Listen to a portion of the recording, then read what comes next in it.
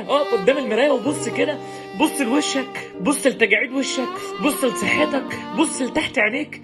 انت بقيت بتخسر كل حاجه، بتخسر بيتك وتخسر عيالك وتخسر دينك. يا اخي ارجوك اقف عن شرب المخدرات، اقف عن انك تحط سم جوه جوفك بايدك، اقف انك تقتل ولادك ومراتك وابوك وامك. اقف، انت لازم تبطل، لازم تاخد قرار.